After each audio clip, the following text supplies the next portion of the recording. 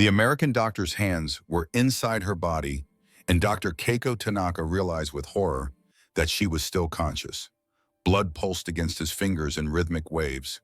Thump, thump, thump, each beat weaker than the last, each one counting down to an ending she had accepted 18 hours ago when the transport plane went down in the Texas desert.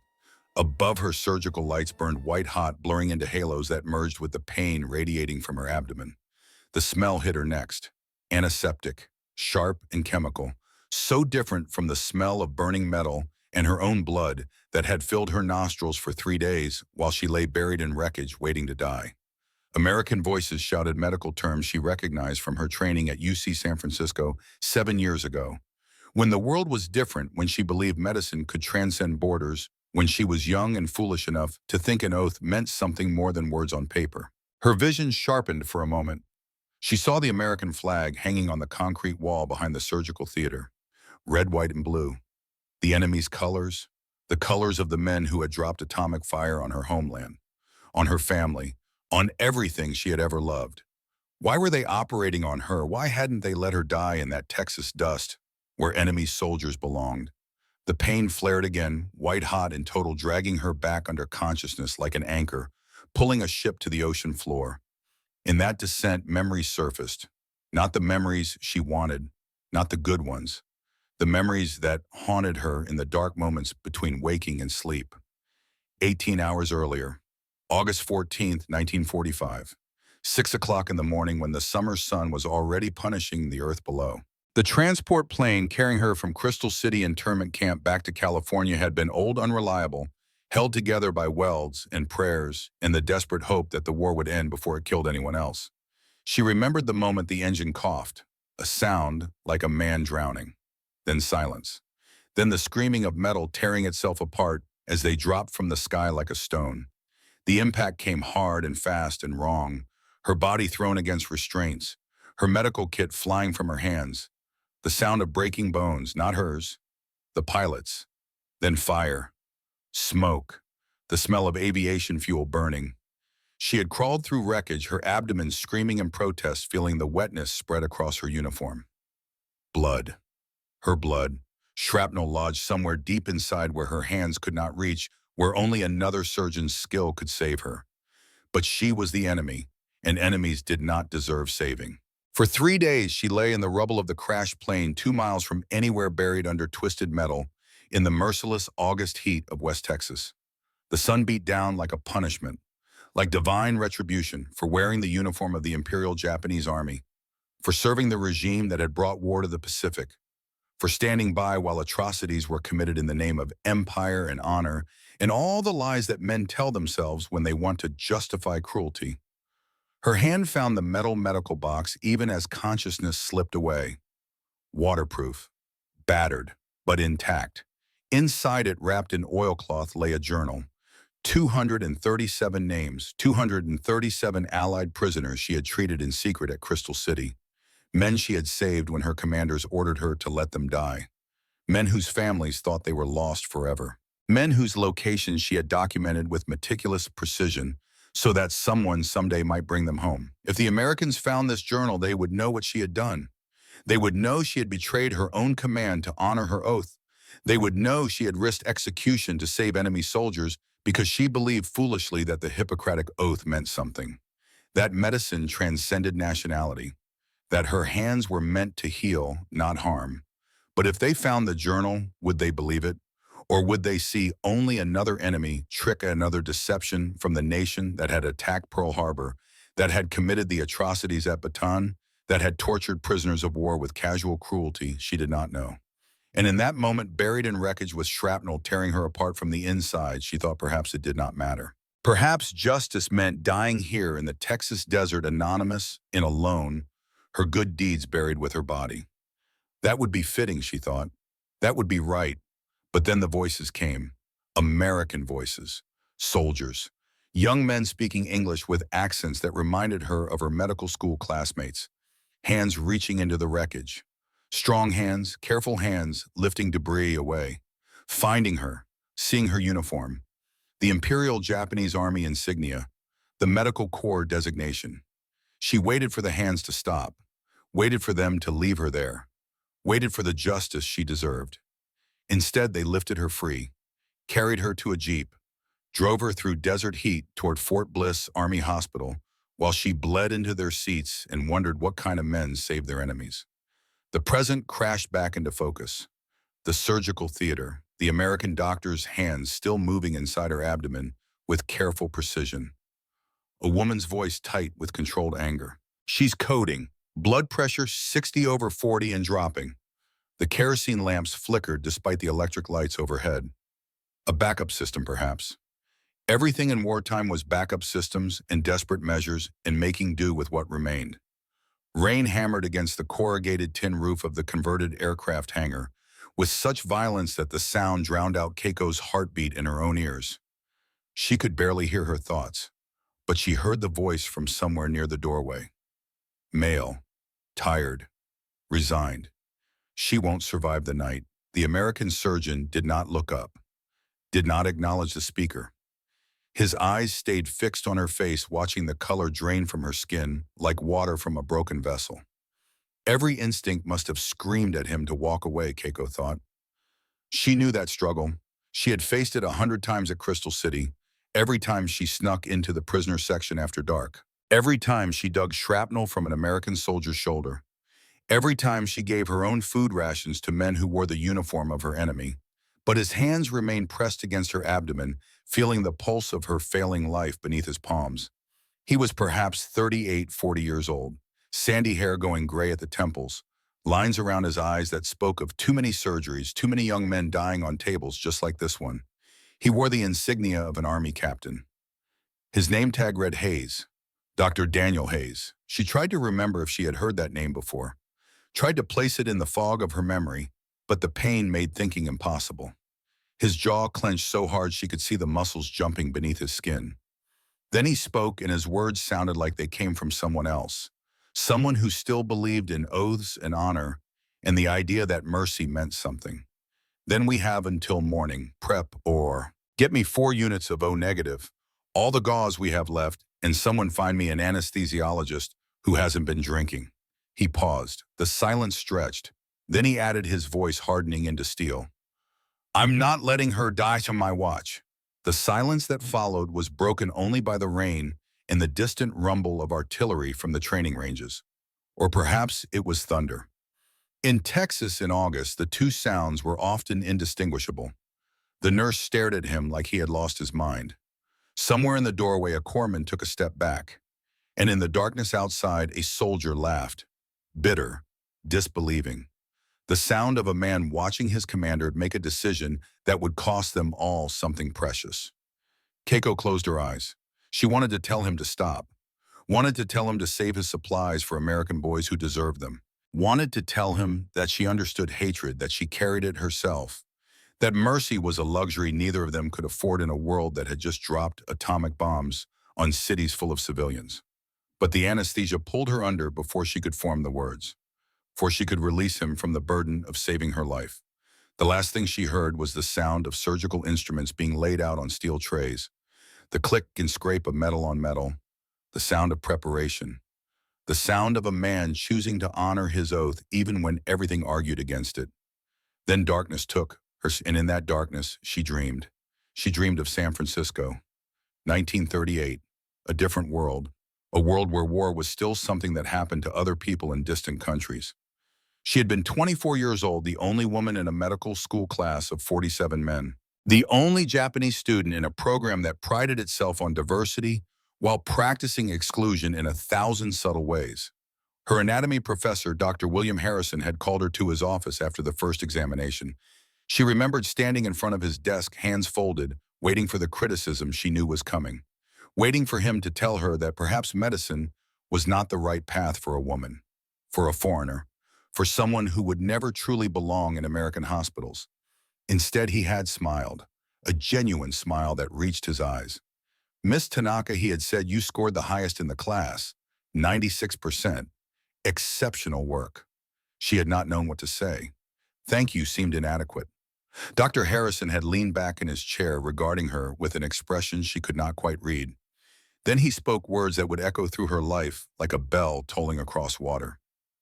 Medicine transcends borders, Miss Tanaka. Your oath is to humanity, not to nations. Remember that. When the world tries to make you choose between your heritage and your calling, remember that healing knows no flag, no allegiance, no boundary except the one between life and death. We are physicians first. Everything else is secondary. She had believed him then, believed it with the fierce certainty of youth, believed it through graduation in 1939, believed it when she returned to Japan to serve her country as a military surgeon, believed it even as war clouds gathered and the politicians spoke of destiny and empire and all the pretty words that disguise the ugly truth of conquest. She believed it still at Crystal City in 1943 when she was assigned to treat Japanese-American internees held by the United States government. The irony was not lost on her. A Japanese military surgeon sent to care for American civilians of Japanese descent imprisoned by their own country for the crime of their ancestry. The camp sat in South Texas, not far from the Mexican border. Harsh land, unforgiving. The summer heat could kill. The winter cold could do the same. But Crystal City held more than just internees. In a separate section behind additional fences and guard towers, Allied prisoners of war were kept. Men captured in the Pacific Theater. Americans, British, Australians, Filipinos.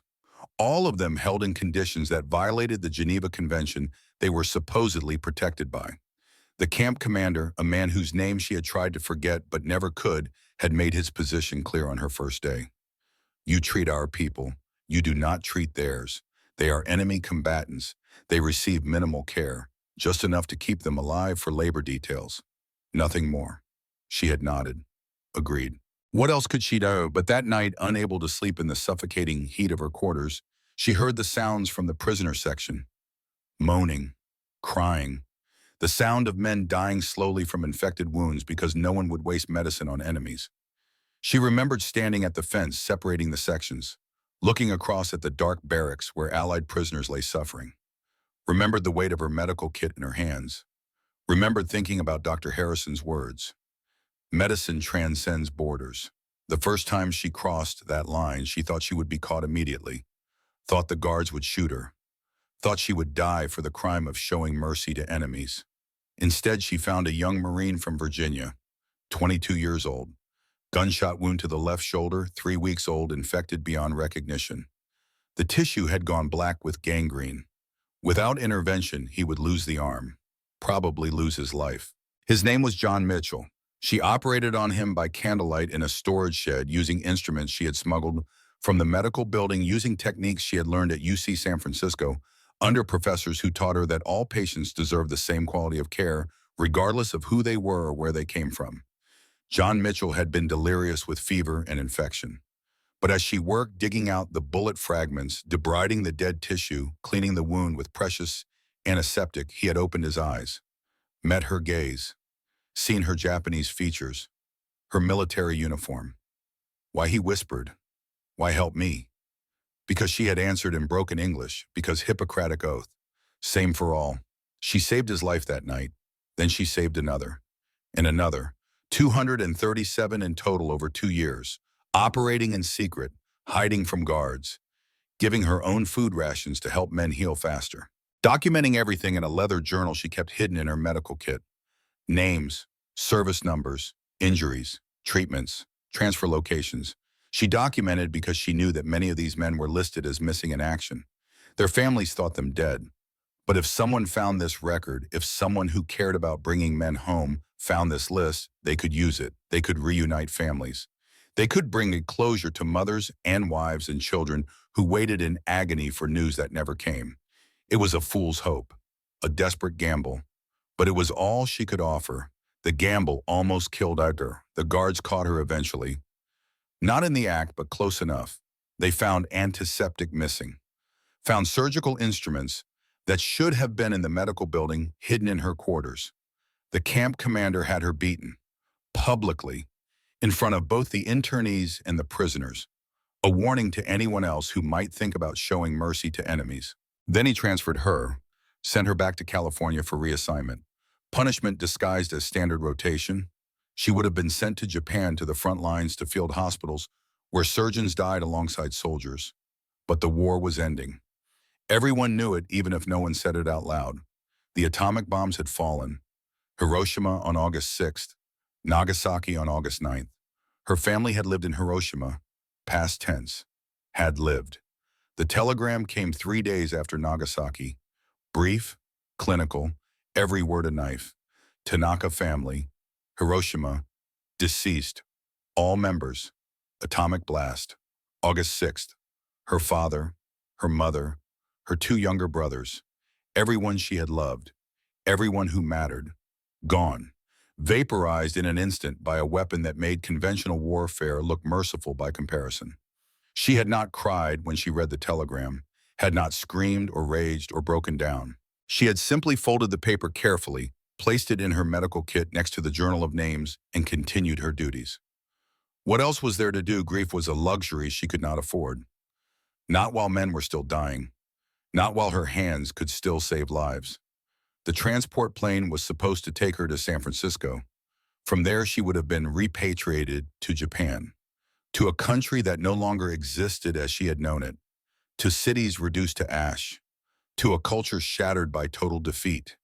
Instead, the plane crashed, and she ended up here, on an American operating table, under the hands of an American surgeon who chose to save her life despite every reason to let her die. The dream shifted, became darker, became the fever dream of a woman hovering between life and death while a surgeon fought to keep her in the world. She saw her father's face, kind, gentle, a professor of literature who had never understood why his daughter wanted to be a doctor instead of a teacher or a wife. But he had supported her anyway, paid for her education in America, told her to be proud of what she accomplished.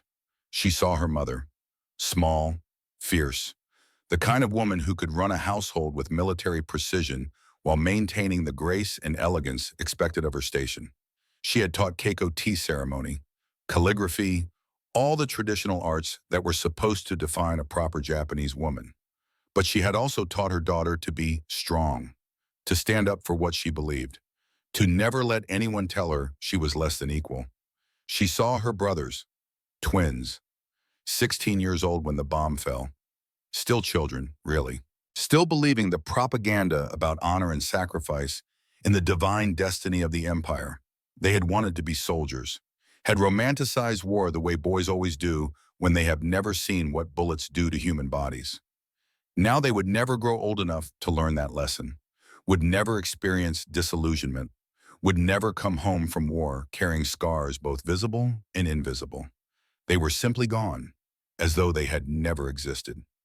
Keiko's dreaming mind tried to reach for them, tried to apologize for not being there, for being in America when her family needed her most, for choosing medicine over duty to her parents, for all the ways she had failed them.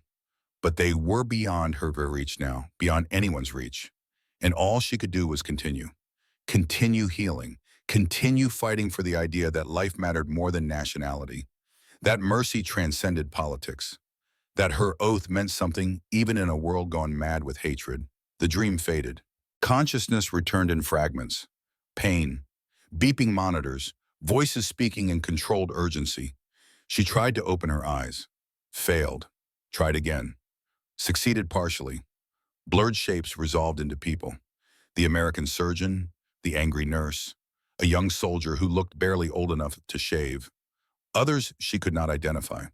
All of them moving with the practiced choreography of a surgical team working in sync. How long had she been under hours days? She had no way to know. The surgeon's voice cut through the fog. Vitals, a male voice responded, older, weathered by experience. Blood pressure 92/58, heart rate 108. She's stabilizing. Against every law of medicine and common sense, Daniel, she's actually stabilizing. The surgeon called Daniel Hayes stepped back from the table. His surgical gown was soaked with blood. Her blood. His face showed exhaustion beyond measure. But his eyes showed something else. Something that looked almost like hope. Then she's going to live, he said quietly. Against all odds, against all expectations. She's going to survive. And in that moment, hearing those words spoken by an enemy who had become her unlikely savior, Dr. Keiko Tanaka understood something profound. understood why Dr. Harrison had been right all those years ago, understood why she had risked everything to save 237 Allied prisoners, understood why the oath mattered more than flags or nations or all the artificial divisions humans created to justify cruelty to each other. Medicine transcended borders. Mercy transcended hatred. And sometimes in the darkest moments of human history, a single decision to choose compassion over vengeance could change everything. She closed her eyes again, not from pain this time, from something else, something that felt dangerously close to gratitude, to wonder, to the recognition that the world might be more complicated than propaganda allowed, that enemies might be capable of mercy, that the Americans she had been taught to hate might be capable of seeing past her uniform to the human being beneath. The anesthesia pulled her under once more, but this time she did not dream of loss. She dreamed of possibility, of a future she had not allowed herself to imagine, of a world where her hands could continue healing, where the journal of names might actually bring soldiers home, where mercy might prove stronger than hatred after all. Outside the surgical theater, as Dr. Keiko Tanaka drifted in medicated sleep and her vital signs slowly stabilized, Sergeant Luis Morales stood in the rain and smoked a cigarette, his third of the night. Or was it morning now?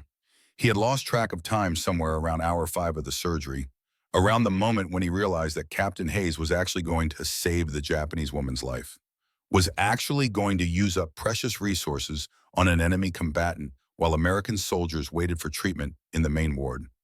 The men were angry. Morales could feel it like electricity in the air before a lightning strike.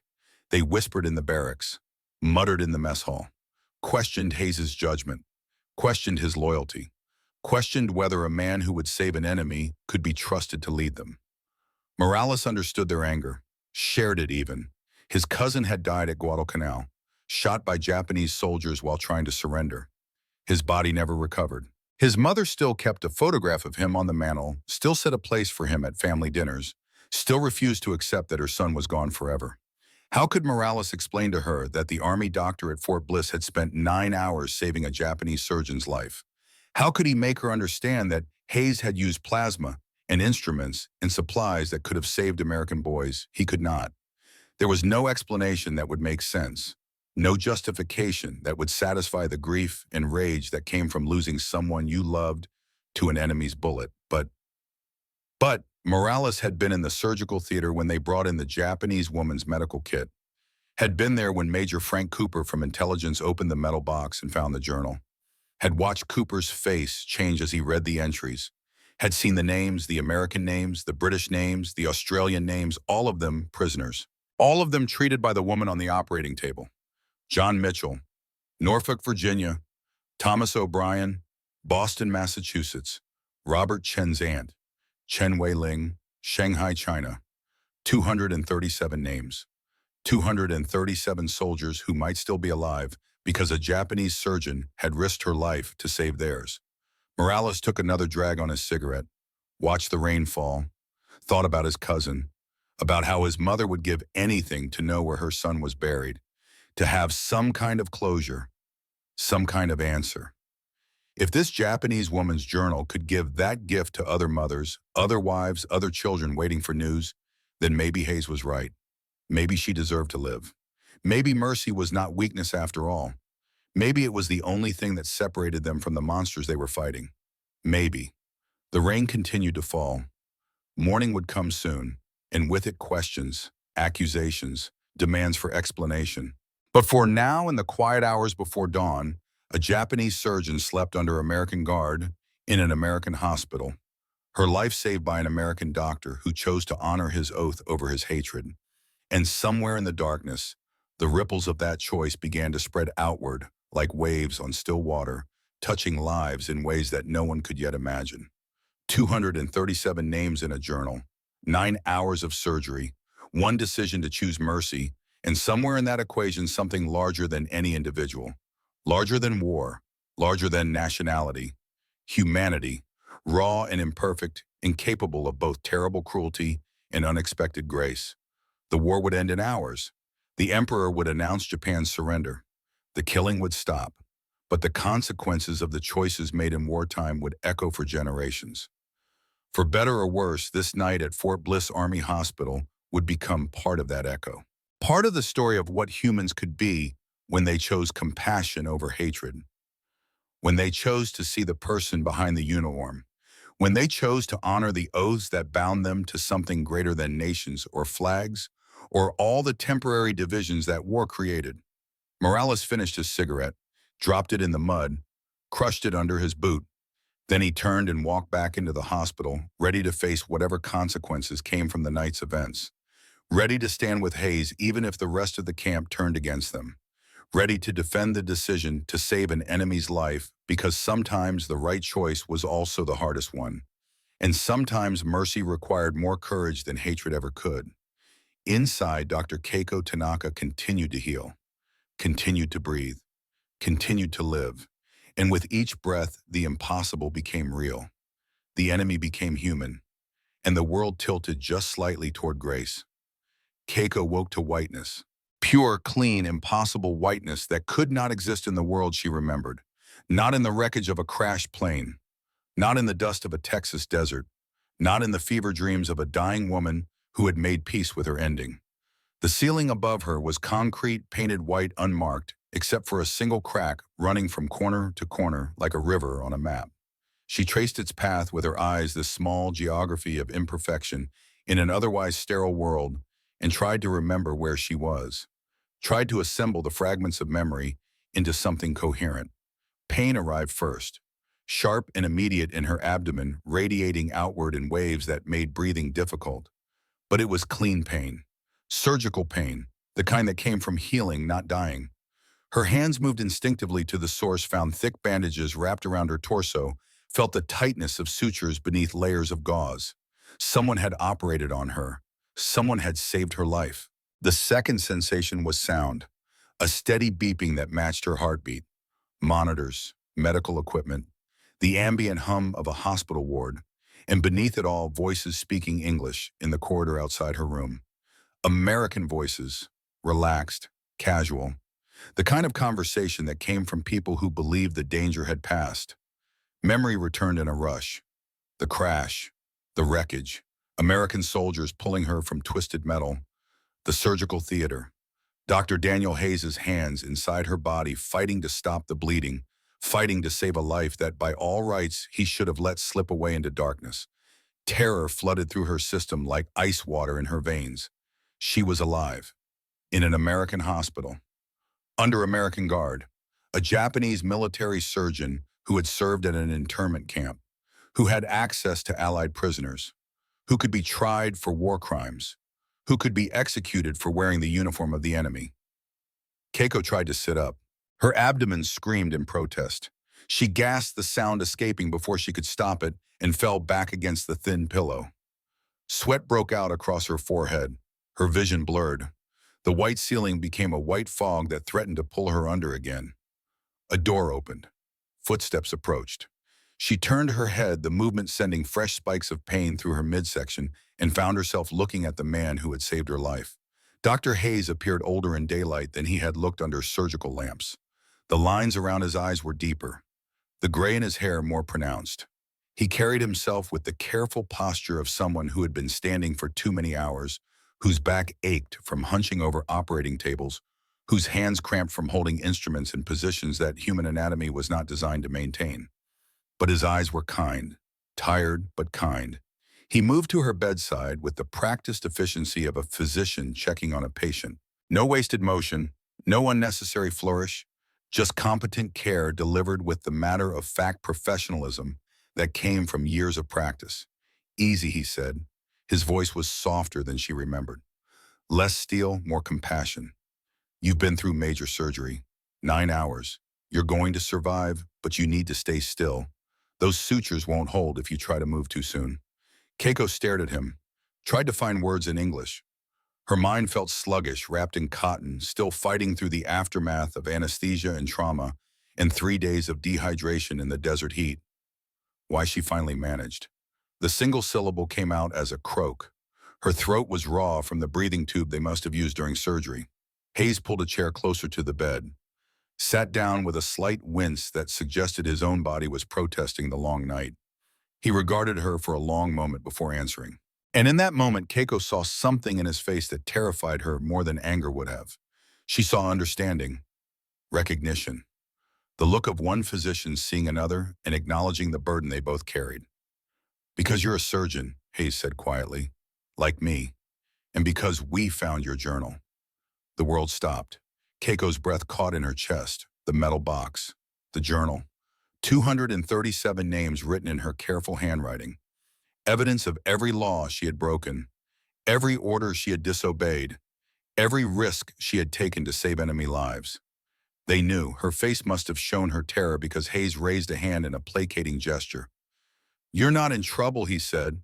"At least not the kind you're thinking. Major Cooper from Intelligence has the journal now. He's been going through it since we found it in your medical kit, reading the entries, cross-referencing names with missing persons reports."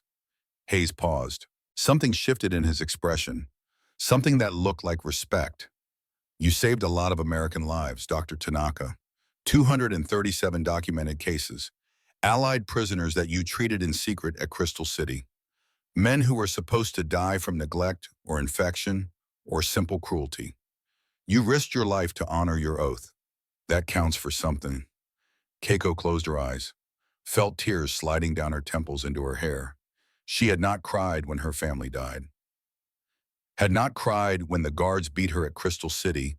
Had not cried through 3 days of slowly dying in airplane wreckage. But now, hearing an enemy soldier acknowledge what she had done, hearing him say it mattered, the dam broke. "I am sorry," she whispered, "for everything my countrymen did, for all the pain. I cannot undo it. I can only try to heal what I can reach." "You did more than try," Hayes said. His voice was gentle but firm. "You succeeded.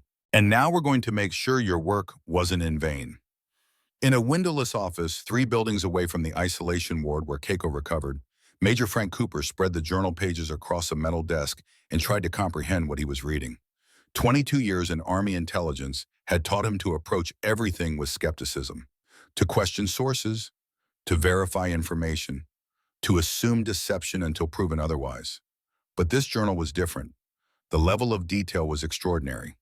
Each entry contained not just names and service numbers, but specific medical information, injuries, treatments, dates, and most critically, transfer locations. Every prisoner that Dr. Tanaka had treated, she had documented where they were sent after Crystal City, Fort Sam Houston in San Antonio, Cabanatuan Camp in the Philippines, Andersonville in Georgia, a dozen other locations scattered across the American Southwest and the Pacific Theater. Cooper's assistant, Lieutenant Sarah Mitchell, stood across the desk with a telegram clutched in her hand. Her face was pale. Her engagement ring caught the fluorescent light as her fingers trembled against the yellow paper. "Sir," she said. Her voice was steady despite the tears streaming down her face. "My fiancé, John Mitchell, he's on this list." Cooper looked up sharply. Mitchell had been engaged to a Marine who went missing at Iwo Jima, listed as MIA, presumed dead.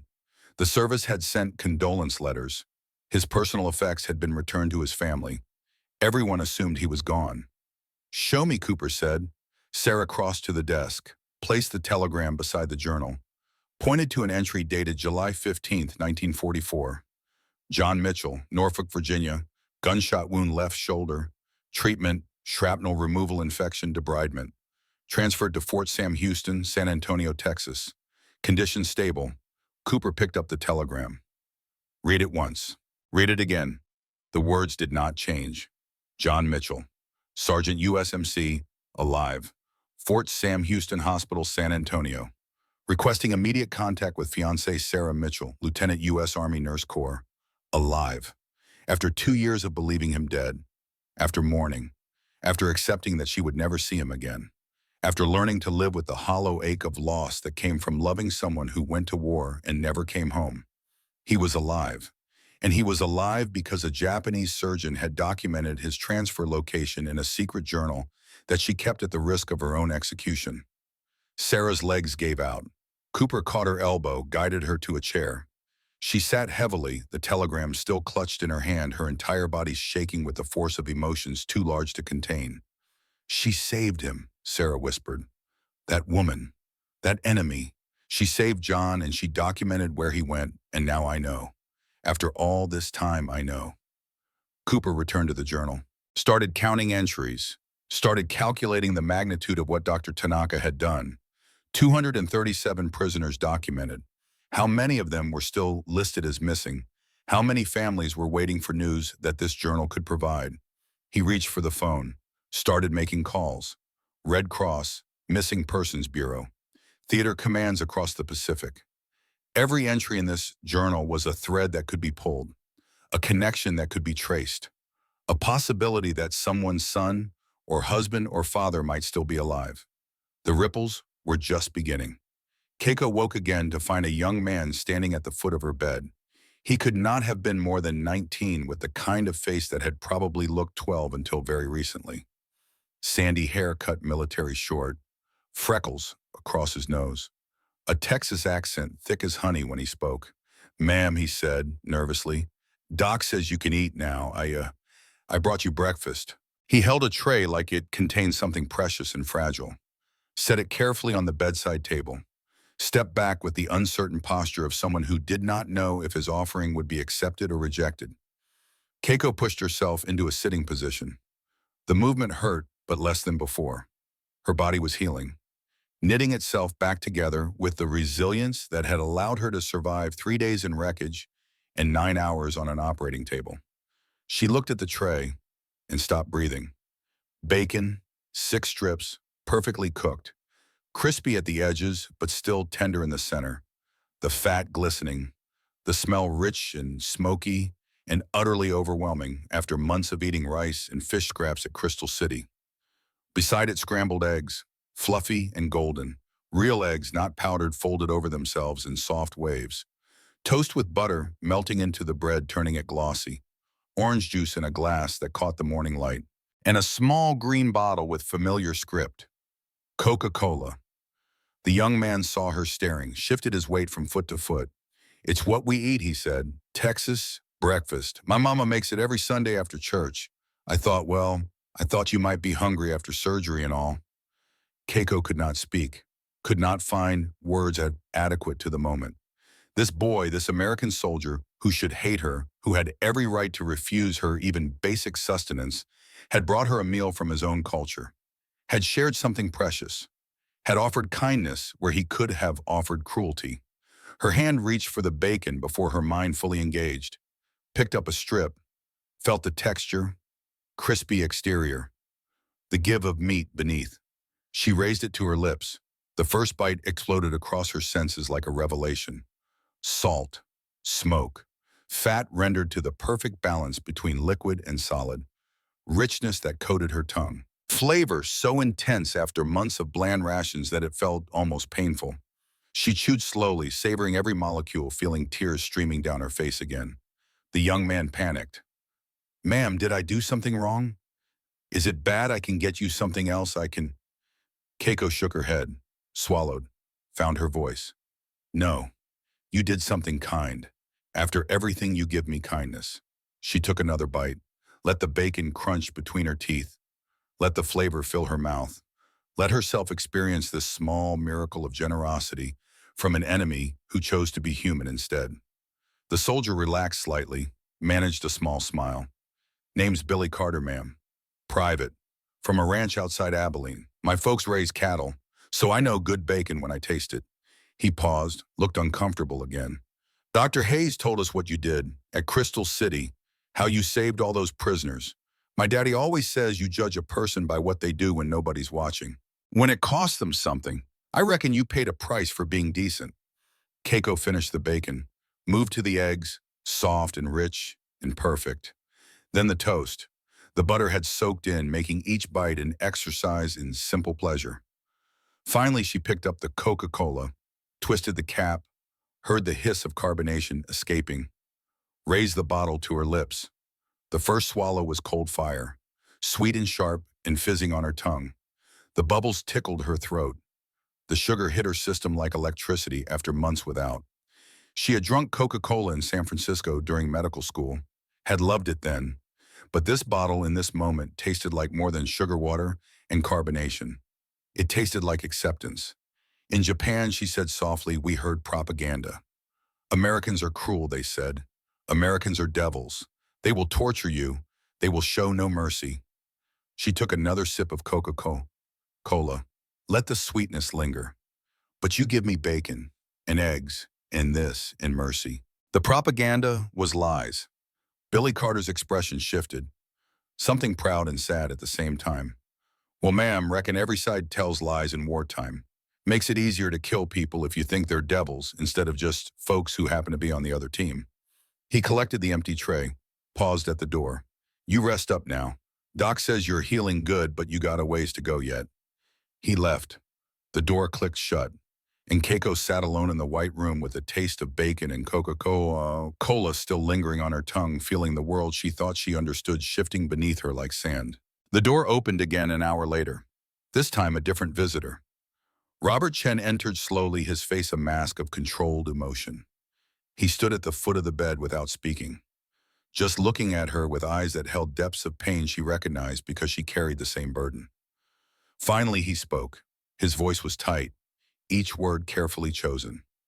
My aunt, Chen Weiling, Shanghai, you documented her death. Keiko went very still, remembered, a woman in her 40s, dysentery, no medicine available at Crystal City because the camp commander diverted supplies to American internees and let the foreign prisoners suffer.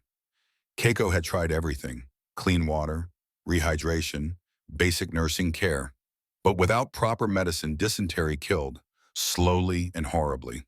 Chen Weiling had died in Keiko's arms on a March morning in 1942, and Keiko had written down her name, had documented her existence, had tried to give her the dignity of being remembered. I remember her, Keiko said quietly. I had no medicine, only water, clean cloth. She died. I am sorry, I wrote her name so someone would remember, so she would not be forgotten. Chen's jaw worked, his hands clenched at his sides. You're Japanese. Your soldiers killed her. Raped Nanking, destroyed Shanghai, murdered my family. Yes, Keiko said. She did not look away, did not try to justify or explain, just acknowledged the truth. Chen took a shaking breath. But you wrote down her name. You cared enough about a Chinese woman to remember her, to document her death with respect, to treat her like she mattered. His voice broke. I don't know how to hate you and thank you at the same time. Keiko met his eyes, saw the war there, the struggle between rage and gratitude, between the desire for revenge and the recognition of shared humanity. Then do not, she said softly, just remember her. That is all I could give her memory. Chen stood silent for a long moment. Then he nodded once. Sharp and military, turned and left without another word. But something had shifted, something had changed. One more connection made across the divide of nationality and uniform, and all the lies that war told to make killing easier. One more small victory for the idea that people were more than the flags they served. August 15th, 1945. The day the world changed. Keiko heard the commotion before she understood what it meant. Shouting in the corridors, running footsteps, the sound of celebration. Men's voices raised in joy and relief, and the kind of primal release that came when fear finally ended. A nurse burst into her room. Young, pretty, face flushed with excitement. It's over, though. The war's over. Emperor Hirohito just announced Japan's surrender. She was gone before Keiko could respond. Gone to join the celebration. To kiss soldiers. To throw her cap in the air. To scream with joy that the killing had finally stopped. Keiko lay in bed and listened to the sounds of American victory. Heard bottles clinking. Heard someone playing a trumpet badly. Heard laughter and singing and all the noises that accompanied the end of the worst war in human history. And she wept, not from joy, from devastation. Her country had surrendered, had accepted total defeat, had bowed to terms that would reshape Japan forever. The empire was gone. The military was dismantled. Everything her father's generation had built, everything they had believed in, reduced to ash and rubble, and the bitter taste of unconditional surrender. Hiroshima, Nagasaki, two cities erased in atomic fire.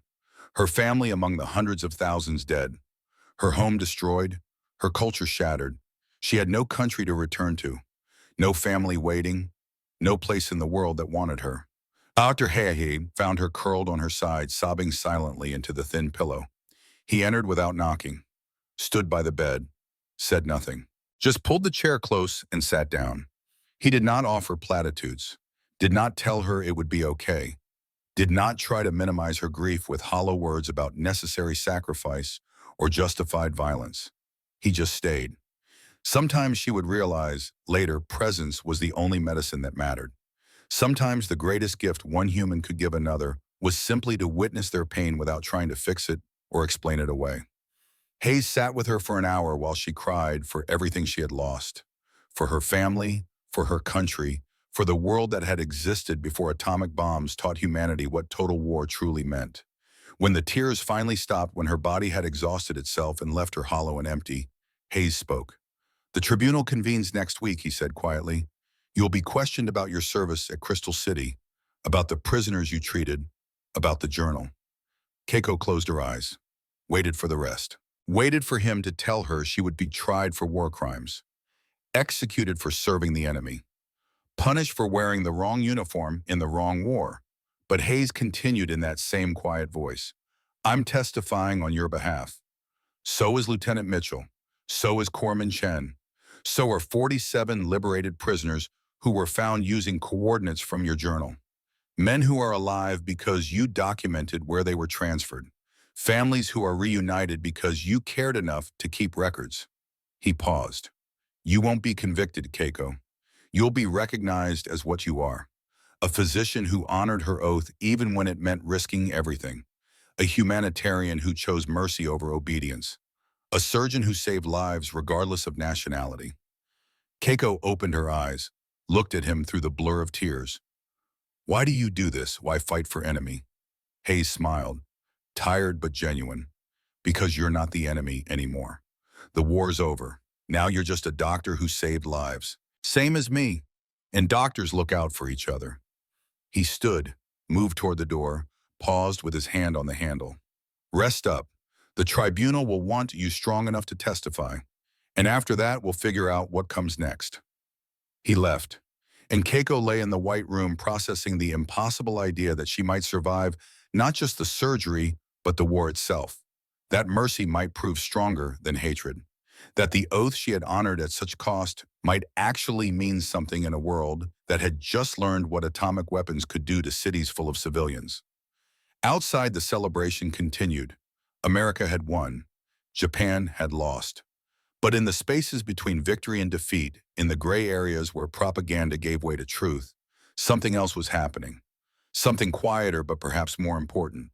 Enemies were becoming humans again. Hatred was giving way to understanding. And the ripples of one insurgent's decision to save another surgeon's life were spreading outward in ways that no one could yet fully comprehend. 237 names in a journal, 9 hours of surgery, one decision to choose mercy, and now the beginning of something new. Something that looked almost like redemption, almost like hope. The war was over, but the work of healing had only just begun. The San Antonio Military Court convened on September 23, 1945, in a limestone building that had witnessed 100 years of Texas justice. Keiko sat in the defendant's chair wearing a borrowed dress that hung loose on her frame, still 20 pounds underweight from the crash and surgery, in months of inadequate rations before that. Her hands rested folded in her lap, trembling slightly despite her efforts to keep them still. The charges were read in English that she understood perfectly from her years at UC San Francisco. Serving enemy military forces at an internment facility, potential collaboration with hostile regime, possible war crimes committed against Allied prisoners of war. Each charge carried the possibility of execution. The tribunal consisted of 3 officers, a colonel, a Navy captain, a brigadier general with more medals on his chest than Keiko could count. They looked at her with faces that revealed nothing. Professional, clinical, the expressions of men trained to make difficult decisions based on evidence rather than emotion.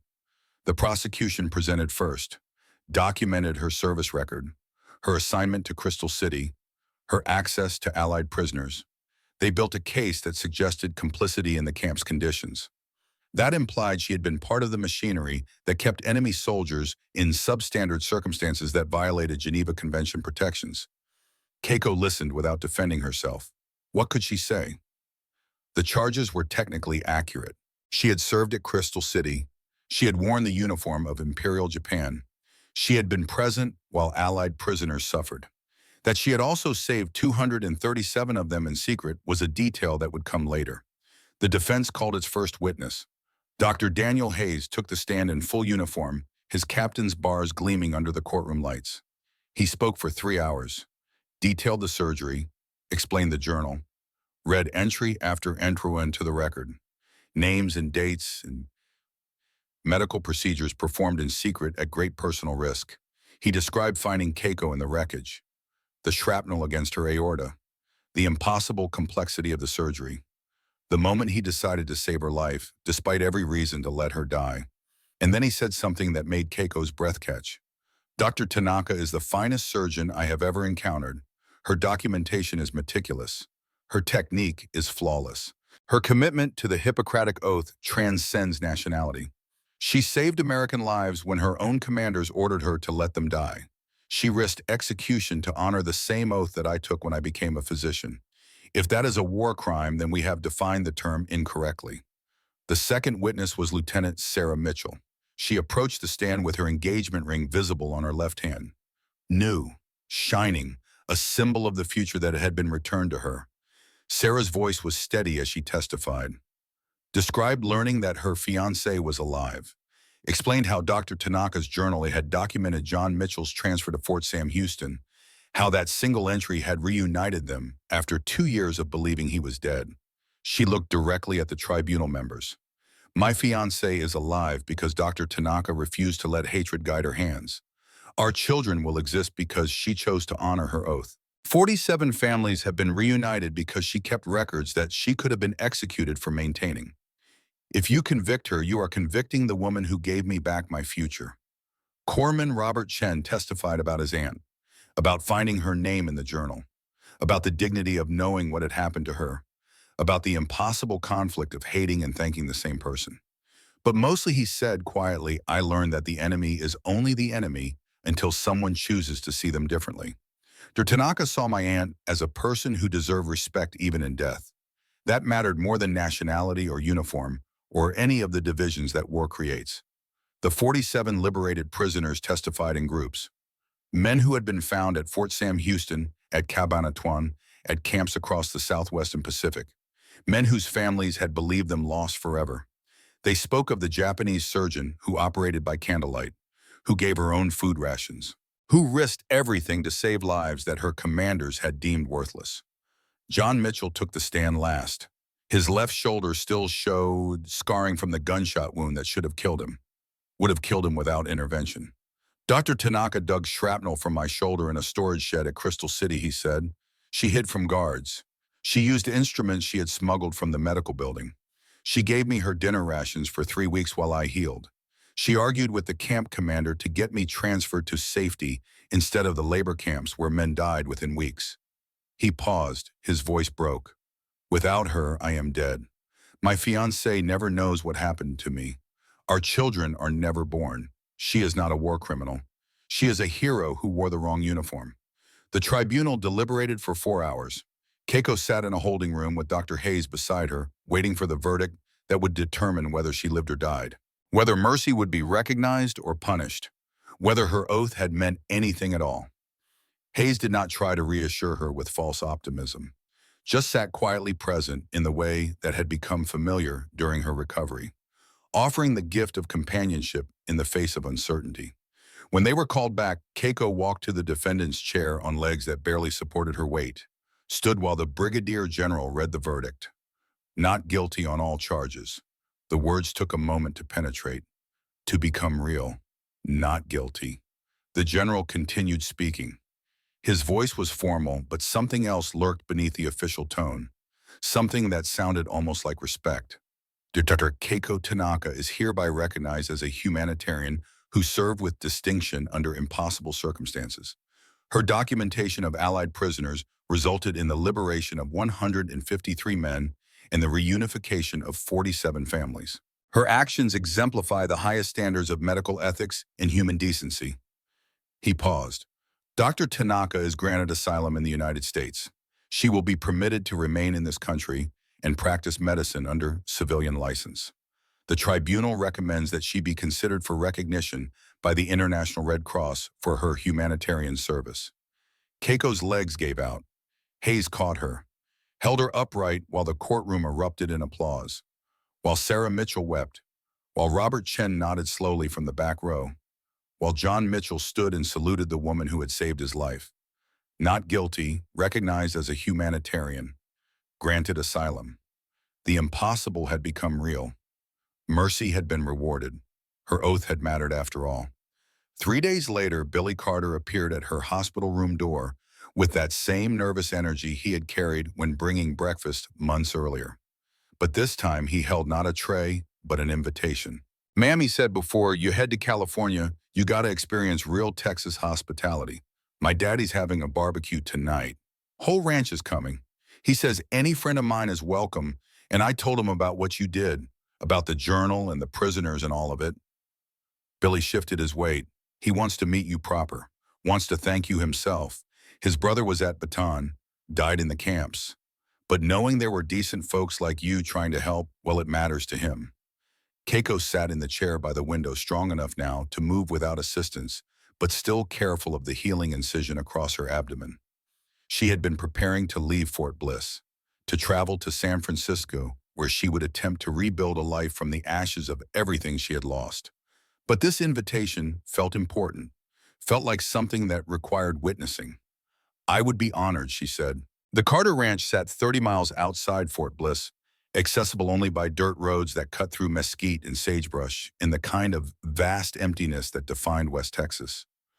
The sun was setting as they arrived, painting the sky in layers of orange and purple and deep crimson that looked like something from a painting rather than reality. Keiko stepped out of the Jeep and stopped breathing. The smell hit her first. Mesquite smoke, rich and sweet and utterly unlike anything in her experience. It carried on the evening breeze along with the sound of men's laughter and the crackle of fire and the low mooing of cattle in distant pens. Billy led her around the house to the backyard where a massive smoker dominated the space, 6 feet long, metal construction blackened by years of use, heat radiating from it in waves that made the air shimmer. Billy's father stood beside the smoker, tending meat with the focused attention of an artist working on a masterpiece. He was perhaps 60 years old, weathered skin that spoke of decades under the Texas sun, hands scarred from ranch work, eyes that held both sorrow and kindness in equal measure. He looked up as they approached, studied Keiko for a long moment. Then he smiled. "Doc Tanaka," he said. His voice was deep, textured like wood grain. "Name's William Carter. This here's my ranch, my barbecue, and you are most welcome." He extended a hand. Keiko took it. His grip was firm but gentle, the handshake of someone who knew his own strength and chose to temper it with care. "Billy tells me you saved a lot of boys who should have died," William said. "Says you risked your neck to do right by folks who were supposed to be your enemy. That takes sand. That takes character. Far as I'm concerned, that anyone with that kind of backbone is Texas enough for me no matter where they were born." He gestured to the smoker. "Been cooking this brisket since dawn, 16 hours low and slow over mesquite. That's how we do things here. We take our time, we do it right, and we share what we make with anyone who needs feeding." He opened the smoker. Smoke billowed out, carrying with it a smell so rich and complex that Keiko felt her knees go weak. Inside a brisket, the size of a small child rested on metal grates. The exterior was dark, almost black, a pepper crust that had formed during the hours of smoking. But when William poked it with the fork, the meat fell apart, tender beyond imagination, pink smoke ring visible where the meat had absorbed flavor from the burning mesquite. William lifted the brisket onto a cutting board, began slicing. Each piece revealed interior texture that looked like marbled art, fat rendered to gelatin, meat so tender it barely held together, juice running onto the board. He handed Keiko a plate, piled it high with brisket, added coleslaw made with vinegar and pepper that would cut through the richness, beans cooked with bacon and molasses, fresh cornbread still warm from the oven, a jar of sweet tea that caught the last rays of sunlight and glowed like amber. She found a seat at a long table made from rough-hewn wood. Around her, ranch hands and soldiers and neighbors gathered. 20 people, 30, all of them sharing food and stories and the easy camaraderie that came from community built over generations. Keiko picked up a slice of brisket with her fork, raised it to her mouth. The first bite stopped the world. The smoke flavor hit first, deep and sweet from mesquite wood burned down to coals over 16 hours. Then the pepper crust, spicy and aromatic. Then the meat itself, falling apart on her tongue, fat melting like butter, texture so tender it required almost no chewing, richness that filled her mouth and throat and seemed to spread warmth through her entire body. She closed her eyes, felt tears streaming down her face for the 100th time since waking in the American hospital. But these were different tears. These were tears of overwhelming gratitude, of recognition that kindness existed even in a world that had just demonstrated its capacity for atomic horror. "This is love," she whispered. William Carter, sitting across from her, smiled. "Yes, ma'am. That's exactly what it is. Time and care and sharing what you have with folks who need it. That's the best of what we are. That's what's worth preserving when everything else goes to hell." She ate slowly, savoring every bite. The brisket, the coleslaw that provided acid to balance the fat, the beans that added sweetness, the cornbread that soaked up juice and completed the symphony of flavors. Around her, people talked and laughed, told stories about the war ending, about brothers and sons coming home, about the future they would build now that the killing had stopped. And they included her in their circle, passed her dishes, refilled her tea, treated her not as enemy or outsider, but as guest, as human, as someone worthy of sharing their table. Billy's father raised his jar of tea. "A toast," he said. The table quieted. "To Dr. Tanaka, who proved that decency transcends nationality, who honored her oath when it cost her everything, who saved our boys and kept records that brought them home. You are Texas now, Doc, and that means you are family." 30 voices echoed the sentiment, 30 jars raised in her direction, 30 people choosing to see past uniform and accent in the divisions that war had created. Keiko raised her own jar, found her voice. "Thank you for showing me that the propaganda was lies, that Americans are not devils, that mercy exists, that humanity survives even in darkest times." She drank. The sweet tea was perfect, cold and refreshing and exactly right to cut the richness of the brisket still coating her tongue. And in that moment, surrounded by strangers who had chosen to become friends, eating food prepared with love and time, and the kind of care that transformed ingredients into art, Keiko understood something profound. She had survived. Not just the crash and the surgery and the tribunal. She had survived the war itself with her oath intact, with her humanity preserved, with the belief that healing mattered more than hatred. The American values she had been taught to despise had saved her life, had recognized her worth, had offered her not punishment but asylum, not rejection but welcome. The propaganda had been lies, all of it, and the truth was both simpler and more complex. Americans were just people, capable of both terrible cruelty and unexpected grace, just like Japanese, just like everyone. And maybe, just maybe, that recognition was enough to build a future on. September 30th, her last day at Fort Bliss before the journey to California and whatever came next. Dr. Hayes found her packing the few belongings she had accumulated.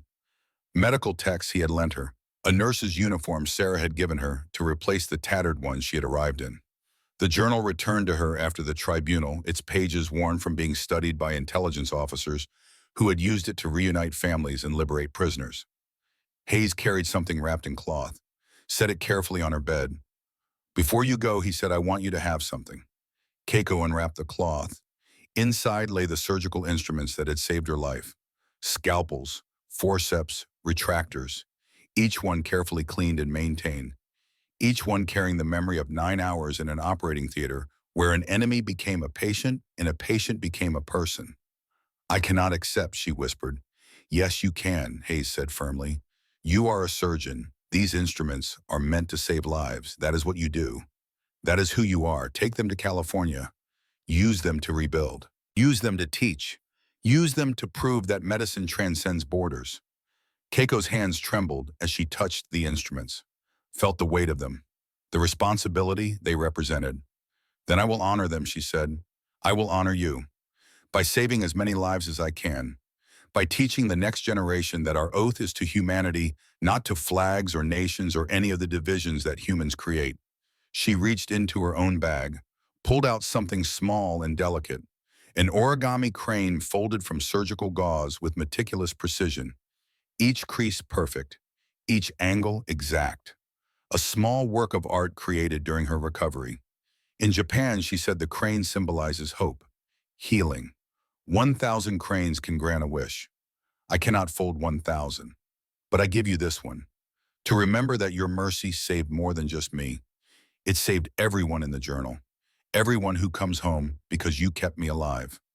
Hayes took the crane carefully, held it in his palm like it was made of glass. I will keep it always, he said, and I will tell every medical student who passes through my office about the surgeon who honored her oath even when it meant risking everything, about the enemy who became a colleague, about the proof that mercy is stronger than hatred. They stood in silence for a moment. Two physicians, former enemies, now connected by something deeper than nationality or uniform, connected by the shared understanding that healing mattered, that oaths meant something, that humanity could survive even the worst that war could inflict. Hayes extended his hand. Keiko took it. The handshake became an embrace, brief but genuine, the acknowledgement of respect earned and freely given. Thank you, she whispered, for everything. Hayes stepped back, smiled. Thank you for proving that the enemy is only the enemy until someone chooses to see them differently. You changed how I think about a lot of things, Keiko. You made me better. He left, and Keiko finished packing, ready to begin the next chapter, ready to take the gift of borrowed time and use it to build something meaningful. The war was over, her family was gone, her country had surrendered. Everything she had known was ash, but she was alive, and she had her oath, and she had instruments that carried the memory of mercy received. That would be enough. It would have to be enough. 20 years passed like water flowing through cupped hands. Keiko built a life from the ruins, returned to San Francisco where she had studied medicine in what felt like another lifetime, found work in a clinic treating Japanese-American internees returning to homes that had been seized or destroyed, used the instruments Hayes had given her to perform surgeries that saved lives and trained the next generation. In 1948, UC San Francisco offered her a faculty position, one of the first women to teach at the medical school. She created a new curriculum that emphasized humanitarian medicine, that taught students about the obligation to treat all patients regardless of nationality or status. And she told them the story, about the American surgeon who saved an enemy's life, about the 9-hour surgery, about the journal that reunited families, about the proof that medicine transcended borders. Every student who passed through her program learned about Dr. Daniel Hayes, about his choice to honor his oath over his hatred, about the ripple effects of one decision to show mercy. She corresponded with Hayes over the years. Letters crossing the country every few months, news of lives saved and students trained, updates on how the journal had continued to help locate missing soldiers years after the war ended, photographs of Sarah and John Mitchell's growing family, evidence that her documentation had created futures that otherwise would never have existed. In June of 1965, Keiko received an invitation to a medical conference in San Francisco. The keynote speaker was listed as Dr. Daniel Hayes, professor of surgery at Baylor College of Medicine. The topic, medical ethics in wartime. She met him at the airport. He was 64 now, gray-haired and moving more slowly than she remembered. But his eyes were the same, kind and tired, and carrying the weight of too many surgeries and too many difficult decisions. He still carried the origami crane, showed it to her carefully preserved in a small glass case. It sits on my desk, he said. Every student asks about it, and I tell them the truth. That mercy is harder than hatred, but infinitely more powerful. She took him on a tour, showed him her clinic that now treated 200 patients daily, took him to UC San Francisco, where she served as Associate Dean of Medicine, the first woman to hold that position.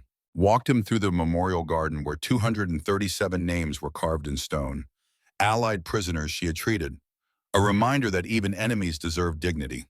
They sat in her office drinking coffee, looking out at the San Francisco skyline, the city rebuilt after the war, thriving, moving forward. You gave me 40 years, Keiko said quietly. 40 years I should not have had. I have trained 206 doctors. Each one saves dozens of lives per year. Thousands of lives, tens of thousands, all because you chose mercy one Texas night. Hayes shook his head. You chose it first. At Crystal City, when you treated enemy soldiers despite orders not to, when you kept records despite the danger. I just continued what you started. Then we saved each other, Keiko said. You saved my body. I gave you proof that the enemy could be redeemed. That mercy was not weakness. We both needed that. Hayes smiled, pulled out a photograph. Sarah Mitchell standing with John and their 3 children. A family that existed because a Japanese surgeon had documented a transfer location in a secret journal. 47 families, he said. 47 descendants from the people whose names are in your journal. Children and grandchildren who exist because you documented where prisoners were sent. Because I kept you alive to share that information. He paused. That does not even count the ones who do not know, who do not realize their grandfather or father survived because of those records. The weight of it settled over them. 1 surgery, 9 hours, 80 years of ripples spreading outward in ways they could never fully trace. The keynote speech the next day drew 1,500 doctors and medical students. Hayes stood at the podium and told the entire story. The dying enemy in Texas dust, the hatred he had to overcome, the 9-hour surgery that should have failed, the journal that saved lives, the woman who became colleague and friend. When he finished, the auditorium was silent. Then slowly starting in the back and building like thunder, everyone stood. The applause lasted 5 minutes. Wave after wave of recognition and respect. Keiko stood in the front row, tears streaming down her face, and bowed to the man who had saved her life. He bowed back. Equals. Partners in proving that humanity could survive even war. The story was published in medical journals, picked up by mainstream media, became a symbol. 2 people choosing mercy when everything argued for hate, choosing humanity when war demanded they see each other as things to be destroyed. Medical schools worldwide added it to their ethics curricula.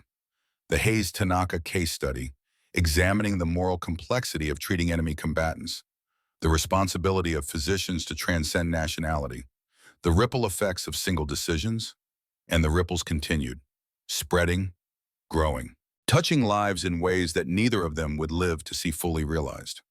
Keiko died in 1985. Cancer, terminal. Hayes flew to San Francisco, stayed by her bedside the way she had once recovered in his hospital. I should have died in 1945, she told him during one of their last conversations.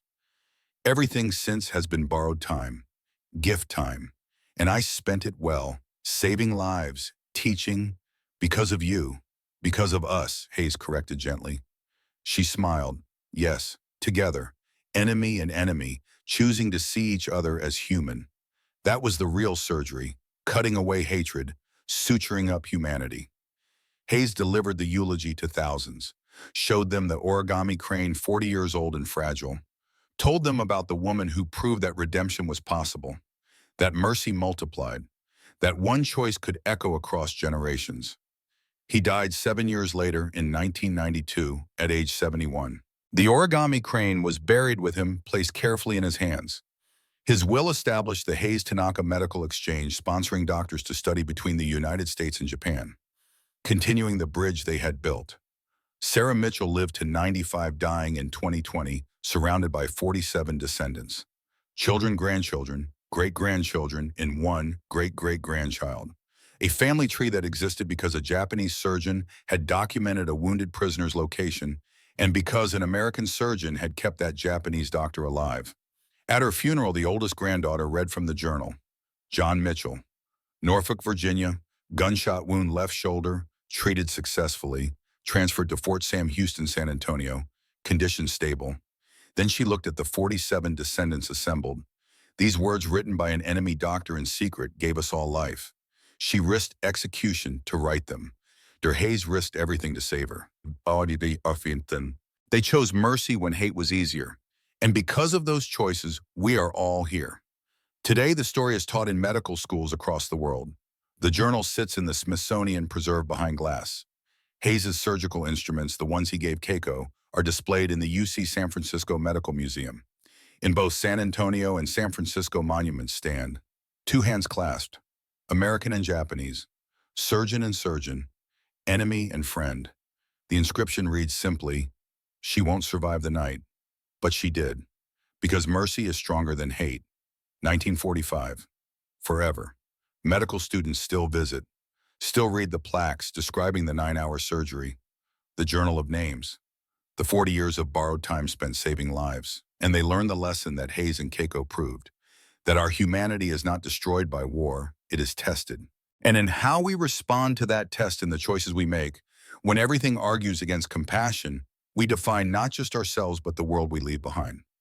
One surgery, 9 hours, 80 years of ripples, still spreading, still teaching, still proving that mercy once given never dies. The war ended in 1945, but the effects of two physicians choosing to honor their oaths over their hatred continue today.